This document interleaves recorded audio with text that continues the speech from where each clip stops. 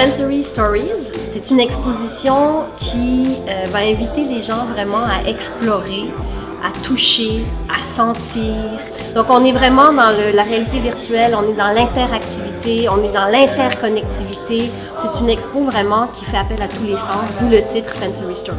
Ce projet-là s'appelle Herders, donc c'est une expérience de 7 minutes où vous êtes invité à passer du temps avec une famille d'éleveurs de yaks dans les steppes mongoles. C'est un projet qu'on a développé avec Oculus. Oculus nous a invités à créer l'expérience d'ouverture, d'introduction à la réalité virtuelle pour le lancement du casque Samsung, le Gear VR avec Oculus.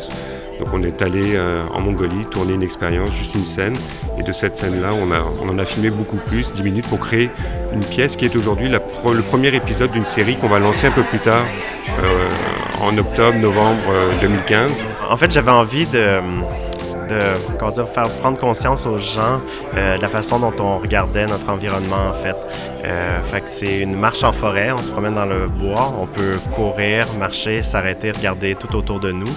Et quand on prend le temps, on découvre des petits détails, un papillon qui se pose sur une fleur, les feuilles qui volent au vent. Je vous dirais que l'œuvre phare, sans diminuer les autres œuvres, c'est Birdly. C'est une œuvre où le visiteur devient un oiseau. En fait, c'est comme un simulateur de vol. Et nous, on est un oiseau, on se promène dans le ciel de New York et nos bras sont nos ailes. Donc, si on ne fait rien, on crash. Et si on fait aller nos ailes rapidement, on monte, on contourne les buildings. C'est absolument extraordinaire. C'est une expo qui va être là pendant près de 2 mois, donc du 11 août au 27 septembre. L'expo est gratuite.